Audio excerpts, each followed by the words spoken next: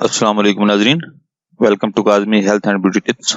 उम्मीद करता हूँ कि रब्बे ज़ुल जलाल के फजल करम से आप सब खैरियत से होंगे। अनार के छिलकों के वो हैरान कुन फवायद जिन्हें जानकर आप इन छिलकों को सोने के भाव भी खरीदेंगे। नाजरीन, वैसे तो हर फल में ही अल्लाह ताला ने शिफा का खजाना रखा है, लेकिन अनार एक ऐसा फल है जिसमें बहुत से रूहानी फवायद भी हैं। जैसे अनार में एक जन्नत के पानी का कतरा होता है। क्या आपने कभी अनार के छिलके की चाय के बारे में सुना है? जी जनाब, अनार के छिलके की चाय भी बनती है और इसके फवायद भी ऐसे हैरान कुन है कि आइंदा आपको अनार से ज्यादा इसके छिलके में दिलचस्पी होगी। फॉरेन की एक वेबसाइट हेल्दी बिल्डर्स के मुताबिक माहिरीन ग़िज़ाइयात का कहना है कि अनार के छिलके में मुतअद्दिद इक़साम के ग़िज़ाई अज्जा वाफिर मिक़दार में पाए जाते हैं। यानी कि असूल का बेहतरीन तरीका अनार की चाय है। ये चाय अनार के सूखे छिलके के सफूफ से बनती है। ये सफूफ बनाने के लिए आप अनार के छिलके साफ पानी से अच्छी तरह धोने के बाद धूप में खुश्क कर लें। खुश्क होने के बाद इन छिलकों को छोटे छोटे टुकड़ों में तोड़ लें। आप इन्हें पीस सकते हैं या ब्लेंडर में डालकर या कॉफी ग्राइंडर में डालकर इनका सफूफ बना सकते हैं। इस सफूफ को आप आम कॉफी पाउडर की तरह बोतल में डालकर फ्रिज में महफूज कर सकते हैं। चाय बनाने के लिए 1 कप पानी में